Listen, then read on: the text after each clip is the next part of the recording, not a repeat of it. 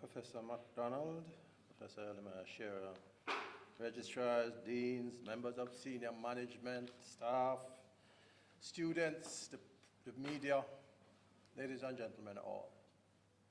I want to let you know that I too have been associated with this institution since the 70s. My academic record is not as excellent as Professor MacDonald's. As a matter of fact, it reads more like a rap sheet. but I was here, and I did manage to slip under the radar of the academic standards of this university and graduate in 1971. And given my unimpressive track record and the tenuous nature of my sojourn at this institution, it is a tremendous pleasure for me to be given the privilege to be among such qualified alumni as Professor MacDonald, Professor Elmer Shearer, and no doubt many others of you here. It's even more of a pleasure to be allowed to attempt to influence your thoughts and your opinions for a few minutes. I was given the title to speak about of how evidence-based research can be invaluable to strategic decision-making in the business world. I really want to take a little liberty with that theme. And if those of you who know me know that I know that I take liberty. And I want to delete that second to last word, business. Data of one kind or another, the information stream is critical to all of the needs and decisions that we make as humans. Good factual data is necessary to arrive at good decisions, and bad data costs us money, time, and lives.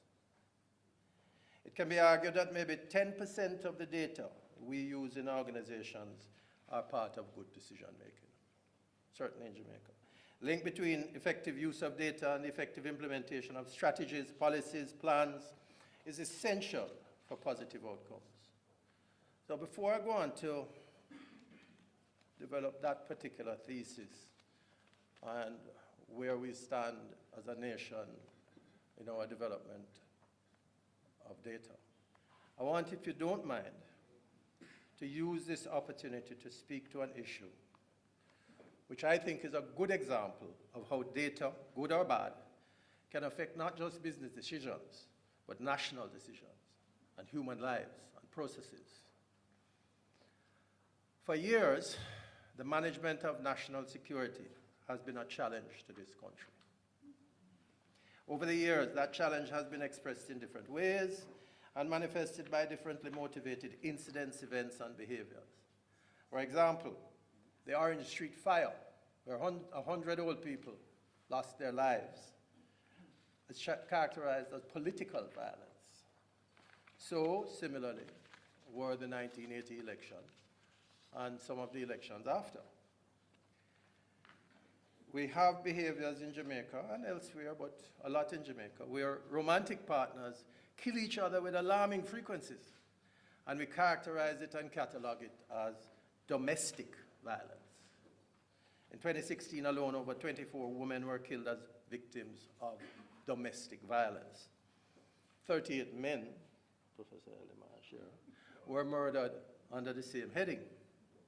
We've had 456 deaths from domestic disputes in the 6 years between 2010 and 2016. 290 males, 166 women. So much for the women being gentler of the species. Maybe fairer, but they're not gentler. How domestic can you get? In 2017, over 50 children were killed. In 2004 alone, 430 children were shot and 119 murdered. More than 1,500 children were murdered during 2001 to 2010. We ascribe these murders under general headings, and it appears that we don't, for the most part, place any great significance on these terrible events. I'm sorry to say that, but That's how it seems. I can go on with a litany of data on this subject, and I can call on Dr. UWI to assist me because he's full of data. I can refer to the weekly police reports reciting the dry statistical numerology of precious lives that have been snuffed out. But I believe I am where I can now make my point. Ladies and gentlemen, the point I'm making is that data by itself without interpretation, evaluation, and analysis has little utility. We can breathe a sigh of relief, we think, when the murder rate declines. But does that mean that crime is down? Will our society be more ordered? Does it mean that our society is safe and that we are on our way to achievement of Vision 2030? I put it to you that unless you gather all of the data sets and evaluate the specific context of each incident, you'll have fallen into the same trap that many of our well-thinking opinion leaders fall into. The murder rate is down, so Jamaica is safer. The incident of rape and sexual abuse, as reported, is down, so the society has become gentler and safer. Unfortunately, it has remained largely the case that data is not well coordinated and managed in Jamaica. Fragmentation of data production is the bane to proper utilization of data for development work.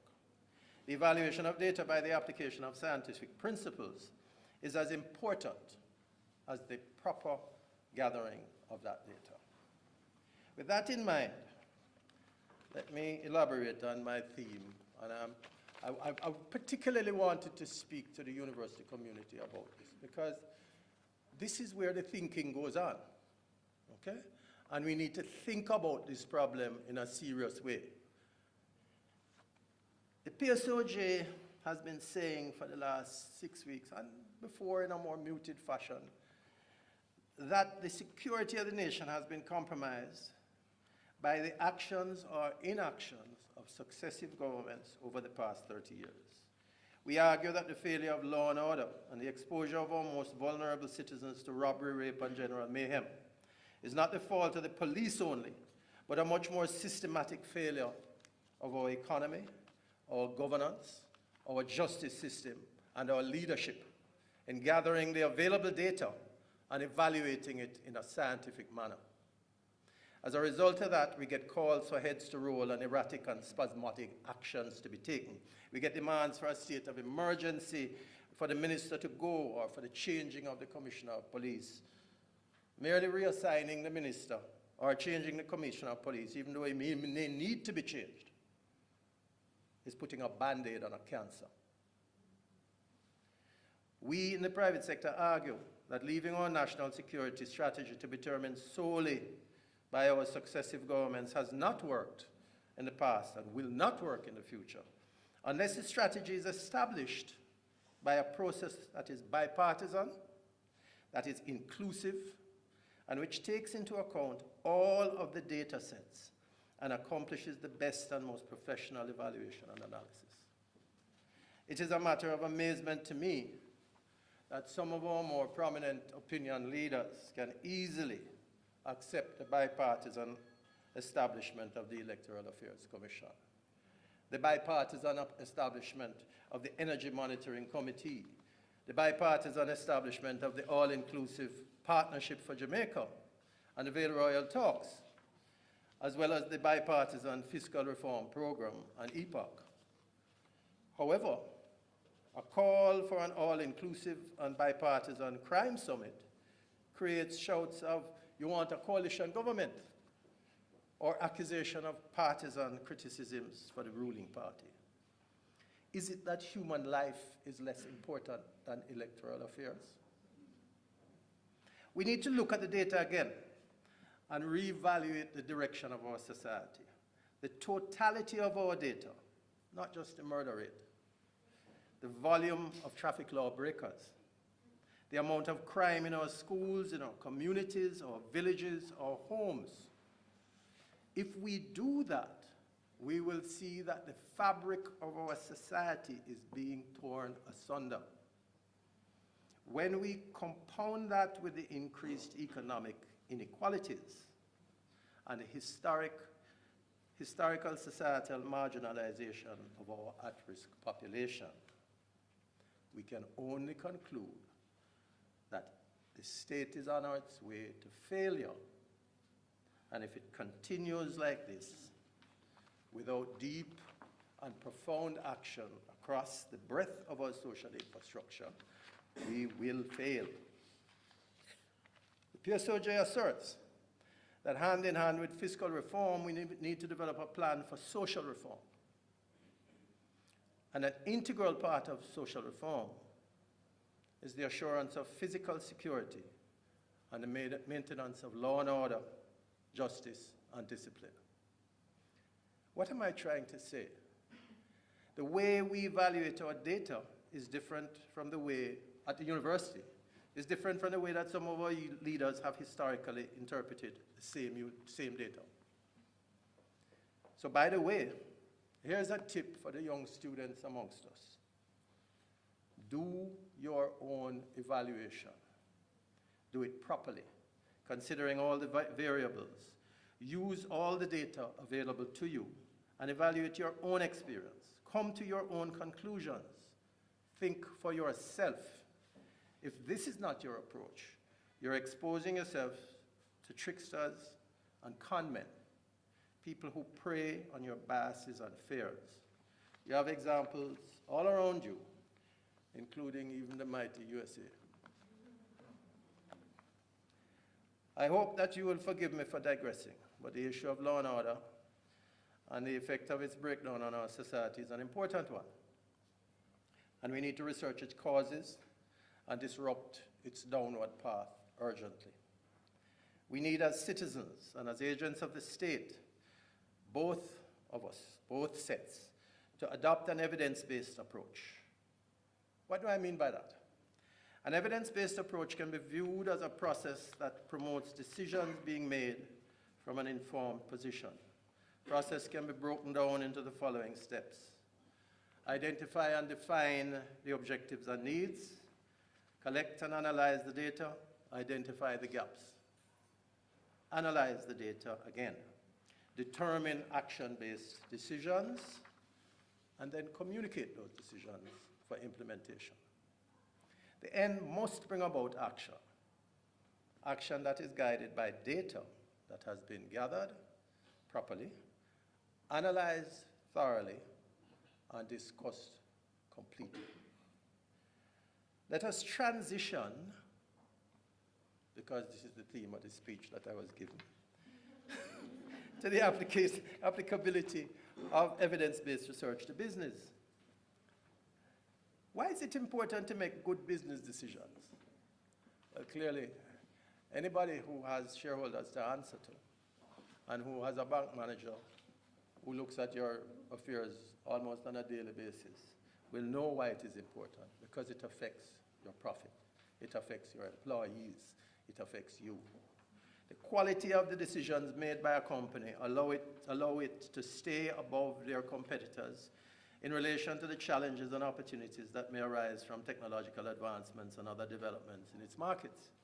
As a result, businesses must take the necessary steps to mitigate the risk of bias in the decision-making process by ensuring that decisions are rational and can be measured and not based on personal judgments.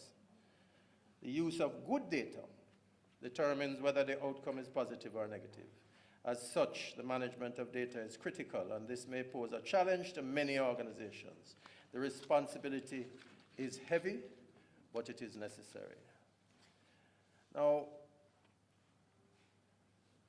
companies should be charged with developing systems that support data as a shared asset, especially in a country like ours. And this is where the university comes in. This is where the university can play a role and can play a much more effective role. It is for us at the PSOJ to educate our members, because quite a few of them are still in the 20th century rather than the 21st. And in terms of the 21st century, let me just finish by saying that whereas there has been some improvement, and largely the university has a tremendous role to play and has played a tremendous role. There's been some improvement in how businesses view data and how they use data. We are nowhere near where we should be in the accumulation of that data, right? The completeness of that data. And therefore, my point in conclusion is that if you don't have all the data, your decision is going to be partial. Furthermore, where the rest of the world is going is artificial intelligence. Artificial intelligence depends on complete data sets. So if we want to look at it realistically, we're at the below the baby steps. We need to get our data together. It is not sufficient to leave it all to PIOJ, right? To gather the data, and you access it through their wonderful website or wherever. We have to do it ourselves. Our health sector, it is so clear that if we had complete data on our health sector, the advances in medical technology, right, in distance diagnosis could be utilized immediately, but we don't have it, right? The PSOJ is completely in favor of a national identification system, provided we are confident as to the management of its security, okay? Because this opens the door to the 21st century. So we endorse and we applaud your achievement. And we wish to seek ways to accelerate the combination of your talents and skills with the entrepreneurial instincts of our members. As Mother Teresa said, I can do things that you cannot. You can do things that I cannot. Together, we can do great things. Thank you for your time and attention.